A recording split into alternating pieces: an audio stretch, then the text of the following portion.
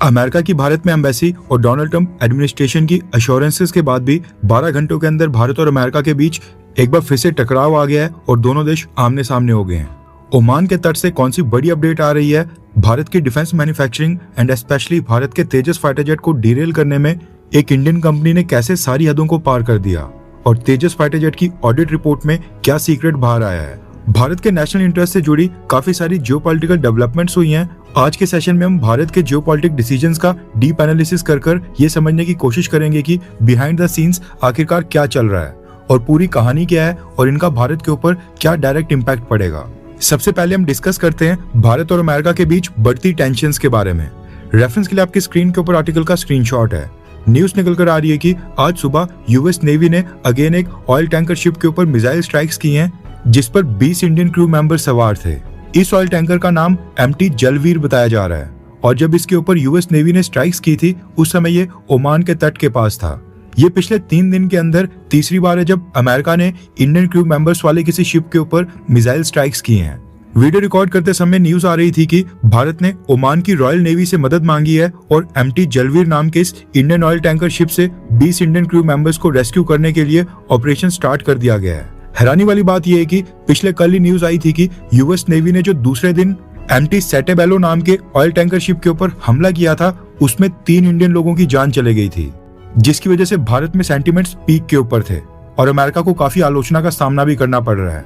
US ambassador Sergio गौर भारत में नहीं थे, इसलिए भारत सरकार ने पिछले कल देर शाम को यूएस एम्बेसी के charge d' affaires Jason Meeks को सम्मन किया था, जिसके बाद उन्होंने भारत की सरकार को अश्योरेंसेस दी थी। लेकिन उसके 12 घंटों के अंदर ही यूएस नेवी ने एक और इंडियन ऑयल टैंकर शिप के ऊपर हमला कर दिया है। इस बार तो अमेरिका के पास कोई एक्सक्यूज यानी कि बहाना भी नहीं है।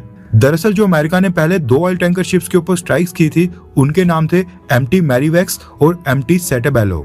ये दोनों शिप्स सैंक्शनड थे जिनके ऊपर अमेरिका ने सैंक्शंस लगाए हुए थे। इनके ऊपर इंडियन क्रू मेंबर्स तो थे लेकिन ये दोनों शिप्स इंडियन ओनर्स के नहीं थे, ना ये भारत आ रहे थे, बल्कि पलाऊ कंट्री में इनकी रजिस्ट्रेशन हुई थी जो कि ऑस्ट्रेलिया के ऊपर एक छोटा सा आइलैंड नेशन है। इसके साथ ही ये जो एमटी जलवीर नाम का ऑयल टैंकर शिप था ये भी गिनिया बिसाऊ नाम की एक अफ्रीकन कंट्री के फ्लैग के अंडर सेल कर रहा था। मुद्दे की बात यह है कि पहले 2 ऑयल टैंकर शिप्स जो पलाऊ फ्लैग थे उनके ऊपर अमेरिका ने पहले से ईरान रिलेटेड सैंक्शंस लगा कर रखे थे, इसलिए अमेरिका ने अपनी तरफ से सफाई पेश करते हुए कहा था कि ये सैंक्शनड शिप थे और यूएस नेवी ने इन टैंकर शिप्स को काफी वार्निंग भी दी थी एंड अपने शिप्स वापस मोड़ने के लिए भी कहा था। लेकिन उन्होंने यूएस नेवी के साथ कोऑपरेट नहीं किया और अपने ऑटोमेटिक आइडेंटिफिकेशन सिस्टम्स को ऑफ करके ब्लॉकेड क्रॉस करने की कोशिश की। वैसे आप में से कई सारे लोगों को ये चीज शायद पता नहीं होगी कि ऑटोमेटेड आइडेंटिफिकेशन सिस्टम किस तरह से काम करता है और ये होता क्या है। AIS यानी कि ऑटोमेटेड आइडेंटिफिकेशन सिस्टम एक तरह से समुद्र में चलने वाले शिप्स का लाइव लोकेशन ट्रैकर होता है जिससे किसी भी शिप को आइडेंटिफाई किया जा सकता है। जैसे हर एक गाड़ी के ऊपर एक यूनिक नंबर प्लेट होती है जो उस गाड़ी के ओनर और उसकी पूरी पहचान बताती है, वैसे समुद्र में हर जहाज का अपना एक IMO नंबर और AIS डेटा होता है जिससे शिप्स को सैटेलाइट की मदद से ट्रैक किया जाता है। इंटरनेशनल रूल्स के मुताबिक हर शिप को अपना AIS सिस्टम हमेशा ऑन रखना पड़ता है ताकि उसकी एग्जैक्ट लोकेशन, स्पीड और पहचान आसपास के बाकी शिप्स और कोस्ट गार्ड को पता चलती रहे, ताकि समुद्र में बड़े बड़े जहाज आपस में टकराए भी ना और अगर कोई शिप मुसीबत में फंस जाए तो फिर उसको तुरंत ही ट्रेस किया जा सके। लेकिन जब कोई शिप अपना AIS जानबूझकर ऑफ करता है तो इसको मैरीटाइम वर्ल्ड में गोइंग डार्क कहा जाता है, यानी अंधेरे में चले जाना। और आमतौर पर शिप्स ऐसा तभी करते हैं जब उनको कोई इलीगल एक्टिविटी यानी कि गैर कानूनी काम करना होता है, या फिर वो सामने वाले देश की नेवी से बचना चाहते हो, या फिर sea to sea oil transfer कर ऑयल का ओरिजिन चेंज करने की कोशिश करना चाहते हो ताकि ये ट्रैक ना हो पाए कि वो ऑयल ओरिजिनली कौन सी कंट्री से आया था। पहले 2 शिप्स के लिए अमेरिका ने भारत सरकार के सामने ये बहाना मारा था कि पहले 2 शिप्स सैंक्शनड शिप थे और इन्होंने अपने AIS सिस्टम ऑफ कर दिए थे, इसलिए यूएस नेवी ने इनको टारगेट किया। अब ये तो चलो भारत की सरकार भी इन्वेस्टिगेट कर लेगी कि पहले 2 ऑयल टैंकर शिप्स के AIS सिस्टम ऑफ भी थे या फिर नहीं। लेकिन अब ये जो तीसरा ऑयल टैंकर शिप है एमटी जलवीर, इसके ऊपर ना तो कोई सैंक्शन लगा था और ना ये बताया जा रहा है कि इसने अपना AI सिस्टम ऑफ करके रखा था। ये तो सिंपली ओमान के तट के पास खड़ा था। फिर यूएस नेवी ने इसको निशाना क्यों बनाया? हमारी सरकार को अमेरिका के सामने ये भी पॉइंट रेज करना चाहिए कि जब यूएस नेवी को ट्रांसपॉन्डर्स और रेडियो चैनल्स के जरिए पता चल जाता है कि शिप के ऊपर भारत के क्रू मेंबर्स थे, उसके बाद भी अमेरिका शिप्स के ऊपर हमले क्यों कर रहा है? अमेरिका जो भारत को अपना 21वीं शताब्दी का सबसे बड़ा और सबसे इंपॉर्टेंट पार्टनर बोलता है, क्या अब यूएस नेवी उसी देश के लोगों की जान लेगी? अमेरिका के सामने हमें ये कुछ मुश्किल सवाल रेज करने ही पड़ेंगे। अभी तक तो इंडियन सेलर्स वाले 3 शिप के ऊपर अमेरिका ने हमला कर लिया है। अब देखते हैं कि ये सिलसिला आगे कहां पर रुकता है, क्योंकि हमने इससे पहले भी वीडियो में कहा था कि यह अंदेशा लगाया जा रहा है कि अमेरिका और भी शिप्स के ऊपर मिसाइल स्ट्राइक कर सकता है। दूसरे शिप के ऊपर हुए हमले में 3 इंडियंस की जान चली गई थी। फिलहाल तो MT जलवीर यानी जिस शिप के ऊपर आज हमला हुआ उसके बारे में कहा जा रहा है कि इसके ऊपर जो 20 के 20 इंडियन क्रू मेंबर्स थे, इनको सेफ्टी के साथ ओमान की नेवी ने रेस्क्यू कर लिया है, जिसके लिए ओमान को एक थैंक्स तो बनता ही है। वहीं पर एक बड़ा सवाल ये भी खड़ा होता है कि अगर ये oil tanker ship US sanctions को वायलेट कर भी रहे थे या फिर अमेरिका की वार्निंग के बाद भी ब्लॉकेड को तोड़ने की कोशिश कर रहे थे, तो क्या इसका सॉल्यूशन एक ही निकलता है, मिसाइल स्ट्राइक करना? क्या US navy oil tanker ships को अपने कब्जे में लेकर क्रू मेंबर्स को हिरासत में लेकर कोई लीगल कार्रवाई नहीं कर सकती थी? एटलीस्ट सेलर्स की जान तो बचाई जा सकती थी, और वो भी ऐसे सेलर्स जो अमेरिका की फ्रेंडली कंट्री से हैं। उससे भी बड़ा सवाल ये है कि ये सेलर्स क्वालिफाइड पर्संस हैं, ना कि कोई क्रिमिनल्स जो ड्रग ट्रैफिकिंग या फिर इलीगल इमिग्रेशन करने की कोशिश कर रहे थे, या फिर वहां पर आकर यूएस नेवी के ऊपर हमला करने की कोशिश कर रहे थे। आई होप कि मोदी सरकार इस बार अमेरिका को आसानी से बिल्कुल जाने ना दे। और ये इंसिडेंट क्योंकि यूएस एम्बेसी के चार्ज द फेस को सम्मन करने के बाद हुआ है, ये साफ दर्शाता है कि डोनाल्ड ट्रंप एडमिनिस्ट्रेशन को इस सम्मन से कोई फर्क नहीं पड़ता है। व्हाइट हाउस में डोनाल्ड ट्रंप के रूप में ऐसा व्यक्ति प्रेसिडेंट पद के ऊपर है जो डिप्लोमेटिक लैंग्वेज का ABCD भी फॉलो नहीं कर रहा है। ऐसे में अगर डोनाल्ड ट्रंप को जवाब देना है तो फिर वो भी रूल से थोड़ा हटकर ही देना पड़ेगा, जो डोनाल्ड ट्रंप को समझ आएगा, डोनाल्ड ट्रंप की भाषा में। अब ये देखना इंटरेस्टिंग होगा कि भारत की सरकार इसके बाद क्या एक्शन लेती है। आपके अकॉर्डिंग मोदी सरकार को इस तीसरे हमले के बाद अमेरिका के खिलाफ क्या कदम उठाना चाहिए? क्या ट्रेड डील की नेगोशिएशंस को बंद कर देना चाहिए, क्योंकि उससे हमारे ट्रेडर्स को कई बिलियन डॉलर्स का नुकसान होगा? क्या हमें अमेरिका से अपने एम्बेसडर को रिकॉल कर देना चाहिए या फिर कोई और स्टेप उठाना चाहिए?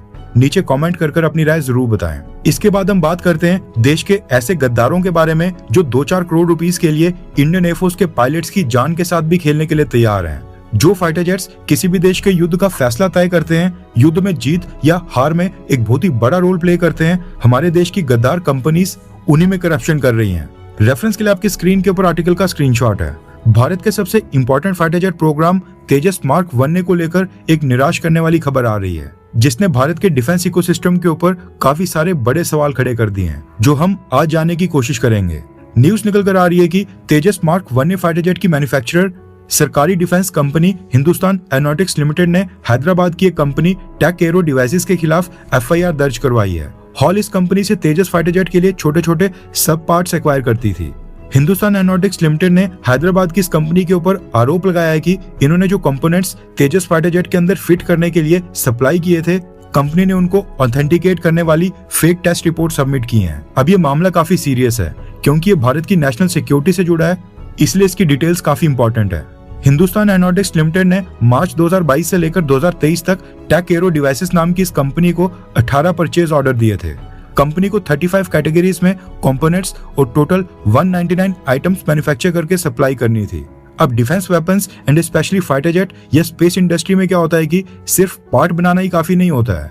रिक्वायरमेंट्स के अकॉर्डिंग जो स्पेसिफिकेशन मांगी जाती है उसी लेवल का कंपोनेंट सप्लाई करना होता है, क्योंकि ये कंपोनेंट हजारों फीट की हाइट के ऊपर हजारों किलोमीटर पर आवर की स्पीड से चलने वाले फाइटर जेट्स के ऊपर फिट होते हैं। इसलिए इन कंपोनेंट्स और पार्ट्स को इतना स्ट्रॉन्ग बनाना पड़ता है कि ये वो सारा प्रेशर झेल पाएं, वरना पार्ट में किसी खराबी के कारण पूरे का पूरा फाइटर जेट इससे इफेक्ट हो सकता है। और ये चीज अगर किसी मिशन के दौरान होती है तो न सिर्फ फाइटर जेट का लॉस होगा, बल्कि पायलट की जान भी जा सकती है और एनिमी के साथ वॉर में पूरे का पूरा नैरेटिव ही चेंज हो जाता है। इसलिए हॉल जिन भी कंपनी से स्पेयर पार्ट्स और कंपोनेंट्स परचेज करता है, उनको हर कंपोनेंट के साथ क्वालिटी सर्टिफिकेशन भी देनी पड़ती है। ये सर्टिफिकेट्स बताते हैं कि कंपोनेंट कितना मजबूत है, उसकी टेंसाइल स्ट्रेंथ क्या है, हार्डनेस कितनी है, ब्रेक लोड कितना टॉलरेट कर सकता है, कोलिजन रेजिस्टेंस कैसी है, और क्या उसको नॉन डिस्ट्रक्टिव टेस्टिंग यानी NDT पास की है या फिर नहीं। क्या उस कंपोनेंट में उतनी स्ट्रेंथ है कि वो फाइटर जेट के अंदर लगने के बाद extreme temperature, vibrations, high gravitational force और कॉम्बैट कंडीशंस झेलने में सक्षम है या फिर नहीं। और जो कंपनी ये कंपोनेंट या फिर स्पेयर पार्ट सप्लाई कर रही होती है, उसको अपने पार्ट के साथ साथ उसका टेस्टिंग सर्टिफिकेट भी सबमिट करना होता है। अगर सर्टिफिकेशन फेक हो और कंपोनेंट वीक निकले तो पूरे एयरक्राफ्ट की सेफ्टी खतरे में आ सकती है। और यहीं पर हैदराबाद की इस कंपनी ने सारी गेम कर दी थी। रिपोर्ट्स के मुताबिक टेक एरो डिवाइसेस ने हॉल को कंपोनेंट्स की 199 टेस्ट रिपोर्ट सबमिट की थी। पहले तो सब कुछ नॉर्मल लग रहा था, लेकिन हॉल के क्वालिटी कंट्रोल डिपार्टमेंट ने रूटीन वेरिफिकेशन के दौरान टेस्ट रिपोर्ट्स के अंदर कुछ इरेगुलरिटीज नोटिस की। जब ओरिजिनल डिटेल रिपोर्ट्स और एविडेंस मांगे गए तो सप्लायर उनको प्रोड्यूस करने में फेल हो गया, जिसके बाद कंपनी ने अपनी गलती मानी और एक अपॉलजी लेटर भेजा और खुद ये माना कि इस पर्टिकुलर बैच के अंदर जो कंपोनेंट्स भेजे गए थे उनमें 2 टेस्टिंग रिपोर्ट कंपनी से गलत सबमिट हो गई हैं। यानी कंपनी ने खुद ही ये स्वीकार कर लिया कि उन्होंने 2 रिपोर्ट्स गलत सबमिट की थी।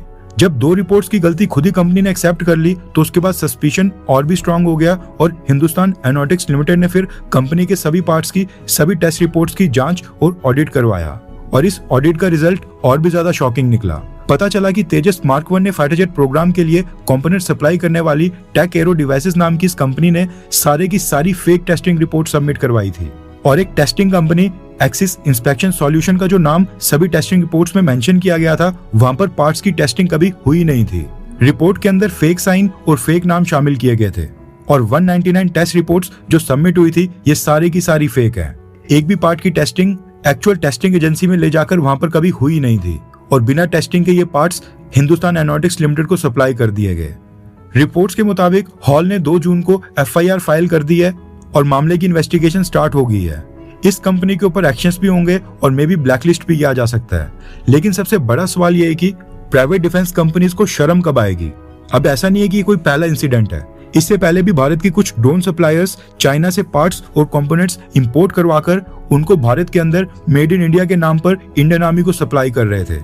इंडियन आर्मी ने कहा भी था कि वो जो भी ड्रोन्स प्रोक्योर कर रहे हैं उनके अंदर चाइनीज कंपोनेंट्स नहीं होने चाहिए, लेकिन इसके बाद भी भारत की कुछ ड्रोन मैन्युफैक्चरिंग कंपनीज ने सारी बेशर्मी की हदों को पार करते हुए चाइना से कंपोनेंट्स इंपोर्ट किए, उन ड्रोन्स के अंदर फिट भी किए और फिर उसके बाद वो ड्रोन इंडियन आर्मी को सप्लाई भी किए।